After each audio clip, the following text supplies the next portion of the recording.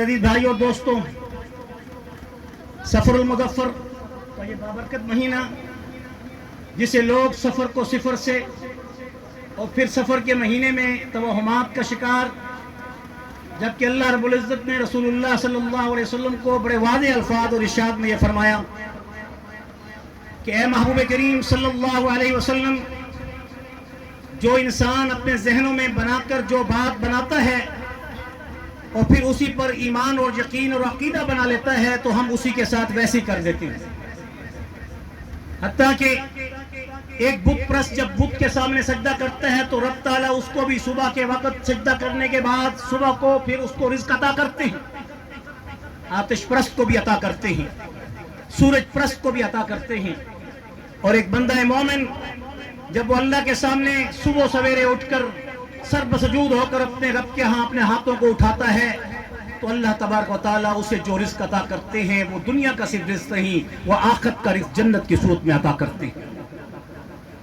اس لیے اپنے گمان، وجدان، خیالات پاک رکھیے، صاف رکھیے، اپنے دلوں کو حسد، تعصب، نحوست اور نخوت اور اس قسم کی نخوت اور ہر قسم کی ان تمام قسم کی جو انسان کے دل کے اندر کسی سے نفرتیں ہوتی ہیں ان کو اپنے رب کے سامنے استغفار کرتے ہوئے، لا حول ولا قوت الا باللہ العلی العظیم پڑھتے ہوئے، کلمہ توحید پڑھتے ہوئے، طیبہ پڑھتے ہوئے، اور اسی طرح محبوب کریم محمد رسول اللہ صلی اللہ علیہ وسلم پر درود و سلام پڑھتے ہوئے اپنے آپ کو یوں پیش کر کے کہے، اے اللہ میرے دل میں فلاں قسم کی جو نحوست یا جو اس وقت دل کے اندر حسد یا تعصب، جو نفرت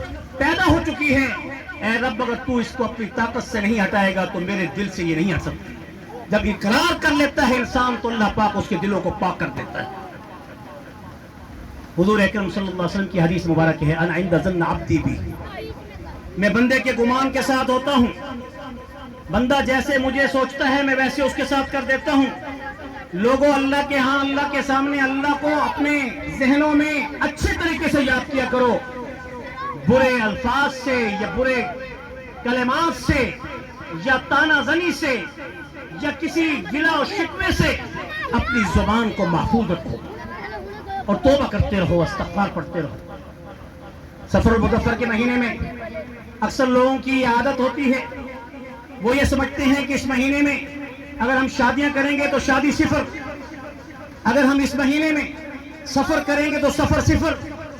اس لیے حضور اکرم صلی اللہ علیہ وسلم نے سفر کے مہینے کے بارے میں فرمایا، لا سفر ولا حاما، کوئی سفر نہیں اور کوئی حاما نہیں، کوئی پرندہ نہیں، کوئی تمہارا بدشگون نہیں۔ اللہم لا طیر الا طیرک ولا خیر الا خیرک، کوئی شے نہیں، کوئی پرندہ نہیں کہ جس کے اڑنے سے تم کو شگون لو، اور کوئی پھڑک نہیں جسم کی کہ جس سے تم شگون لو۔ یہ بدشگونی اسلام کے اندر حرام ہے، بدفعلی اسلام کے اندر حرام ہے۔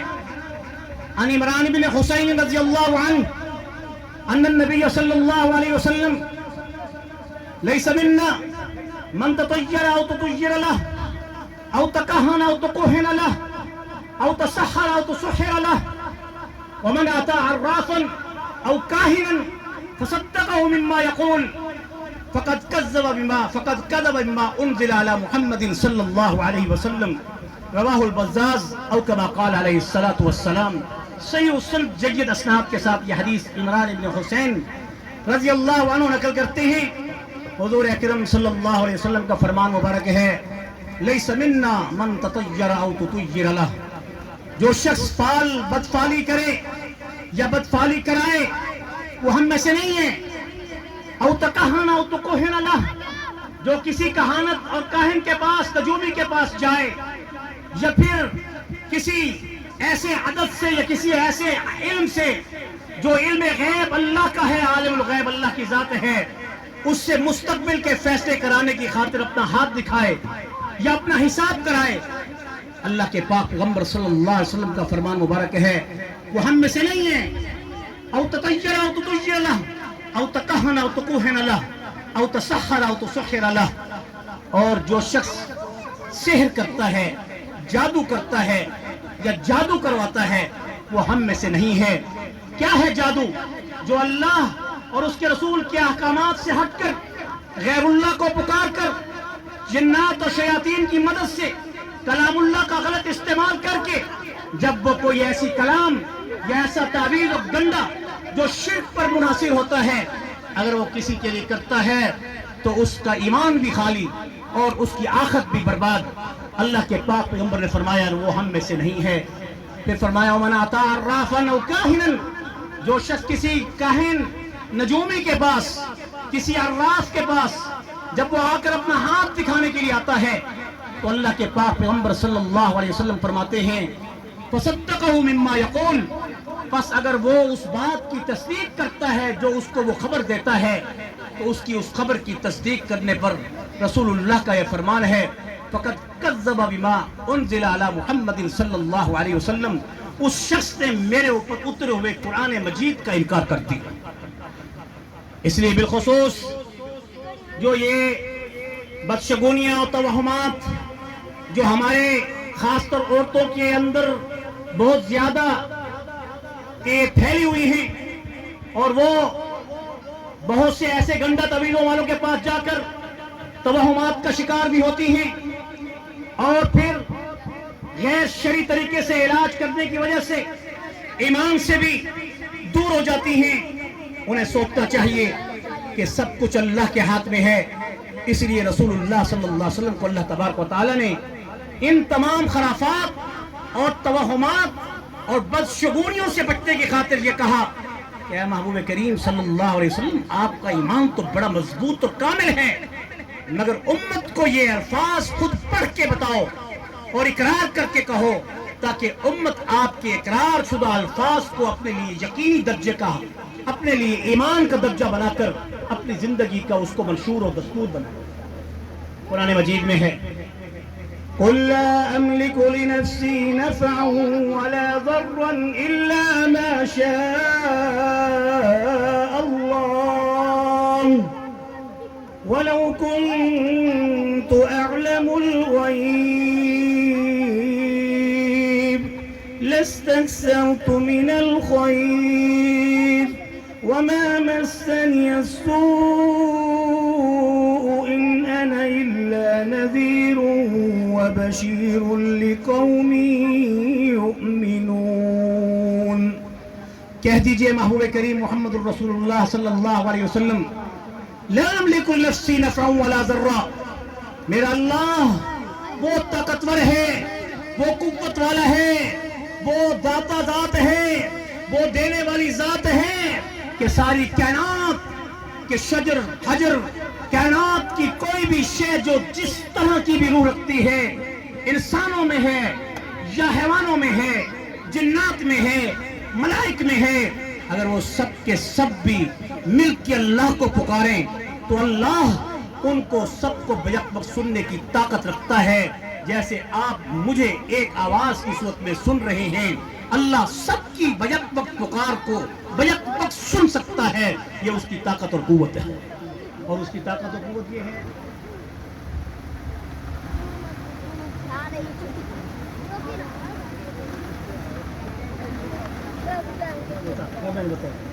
تو ہاں جادو اور ٹوٹکے جو آج کل جو جیلی پیر کر رہے ہیں ان کی بات کر رہا ہوں. جو قرآن سے علاج کرتے ہیں وہ درست ہے. عالجو بکتاب اللہ، اللہ تعالیٰ نے قرآن مجید سے علاج کرنے کا حکم کیا ہے کہ قرآن مجید کو پڑھو اور اس کو پڑھ کر اپنے اوپر دم کرو. اور حضور اکرم صلی اللہ علیہ وسلم نے فرمایا جو سورہ بقرہ کی ابتدائی آیات کو اور سورہ فاتحہ کو اور آیت الکرسی کو اور آخری 4 کل کو اگر اور آمن الرسولوں سے لے کر آخر تک سورہ بقرہ کی آخری آیات کو اگر اپنے اوپر پڑھ کر دم کر لے، اللہ کی قسم کوئی جادوگر کا جادو اس پر اثر نہیں کر سکتا، کوئی جنات کی شرارت اس تک نہیں پہنچ سکتی اور کسی قسم کے اس کے گھر کے اندر شیطان داخل نہیں ہو سکتا جس گھر کے اندر سورۃ بقرہ پڑھی جاتی ہے. بہرحال قُلْ لَا أَمْلِكُ لِنَفْسِي نَفْعًا وَلَا ضَرًّا إِلَّا مَا شَاءَ اللَّهُ، کہہ دیجئے محبوب کریم صلی اللہ علیہ وسلم کہ میں بھی اس چیز کی مالکیت نہیں رکھتا کہ میں اپنے نفس کے بارے میں ضرر اور نفع کا مالک ہوں.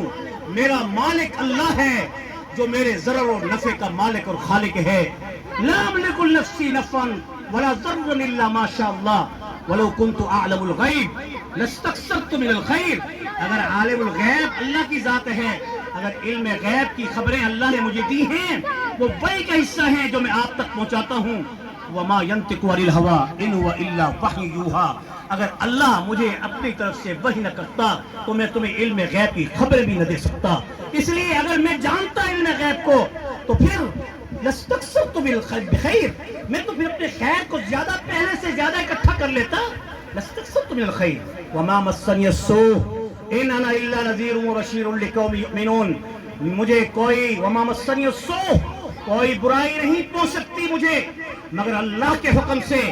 اللہ ہی مالک ہے، اللہ ہی خالق ہے، اللہ ہی داتا ہے، اللہ ہی رازق ہے، اللہ ہی حاجت روا ہے، اللہ ہی مشکل کشا ہے، اللہ ہی بگڑیاں حل کرنے والا ہے، اللہ ہی بیٹا دینے والا ہے، اللہ ہی بیٹیاں دینے والا ہے.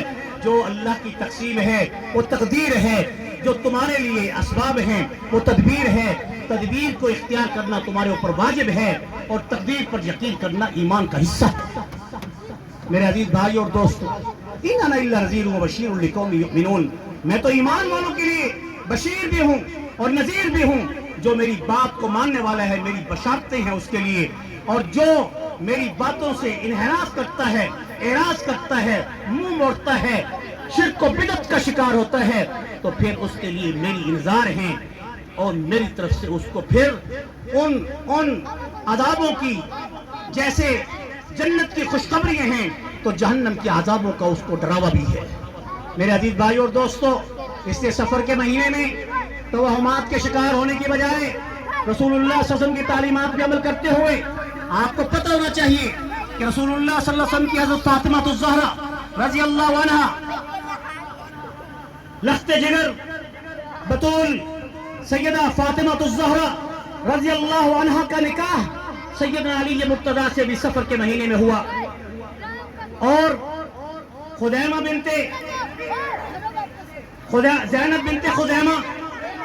زینب بنت خدیمہ جو آپ کی ایک بیوی ہے اس کا نکاح بھی سفر کے مہینے میں ہوا. فتح خیبر سفر کے مہینے میں ہوا. کیسر و کسرا کے محلات جو فتح کیے گئے وہ بھی سفر کے مہینے میں ہوئے. اور رسول اللہ صلی اللہ علیہ وسلم نے ان تمام توہمات سے اور بدشگونیوں سے امت کو یہ خبردار کر دیا ہے کہ کوئی دن منحوس نہیں ہوتا، کوئی مہینہ منحوس نہیں ہوتا، کوئی ہفتہ منحوس نہیں ہوتا. کل یوم ہوا فی شان. ہر دن اللہ کی کوئی نہ کوئی شان کو پیش کرتا ہے.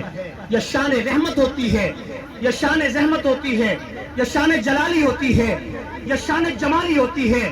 ہاں یہ ضرور ہے کہ لوگ یہ کہتے ہیں کہ سفر کے مہینے میں بلایات اترتی ہیں. سفر کے مہینے میں صرف بلایات نہیں اترتی، ہر روز مغرب کے وقت، شام کے وقت اللہ کی طرف سے یہ اعلان ہے کہ اپنے بچوں کو گھروں کے اندر چھپا دو جس وقت سورج غروب ہو رہا ہو، کیونکہ اس وقت آسمان سے بلایات اترتی ہیں اور وہ تمہارے بچوں کے تحمل کے نہ ہونے کی وجہ سے ان کو پریشان کرتی ہیں، جس کی وجہ سے بچے پھر شرارتی ہوتے ہیں یا پھر روتے ہیں، گھر کے اندر پریشانی ہوتی ہے.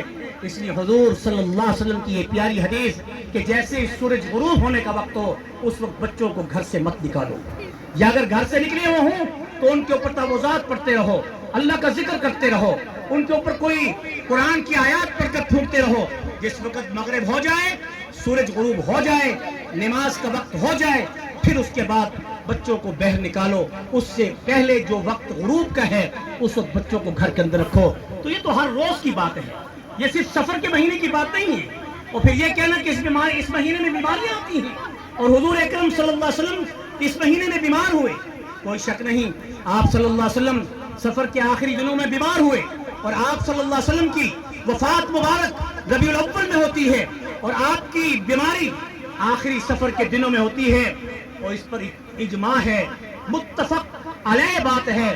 حضرت احمد رضا شاہ رحمۃ اللہ علیہ اور مولانا جونگڑی رحمۃ اللہ علیہ اور مولانا قاسم ننوتوی رحمۃ اللہ علیہ، تمام اہل سنت والجماعت اور مسلک اہل سنت کے تمام جو یہ تھاٹس ہیں ان سب کا اس پر اتفاق ہے کہ حضور اکرم صلی اللہ علیہ وسلم کی ذات اقدس کی وفات مبارک میں کوئی اختلاف نہیں. وہ دن وفات کا بھی 12 ربیع الاول ہے. اگرچہ ہم 12 ربیع الاول کو حضور کی ولادت بھی مناتے ہیں، مگر اس بات کا خیال اللہ نے امت کو یہ دے دیا ہے کہ جہاں خوشی پر خوشی ہے وہاں حضور کے وصال پر غم بھی ہونا چاہیے، اور غم کرنے والا وہ ہوگا جو میرے محبوب کی سنتوں پہ عمل کرنے والا ہو. یہ بات بھی اچھی طرح غور کر لیں. حضور اکرم صلی اللہ علیہ وسلم نے فرمایا کہ کوئی سورج گرہن سے کسی کوئی خاص شخصیت کا بچہ نہیں مرتا. حضرت ابراہیم کی وفات پر سورج کو گھن لگ گئی تھی.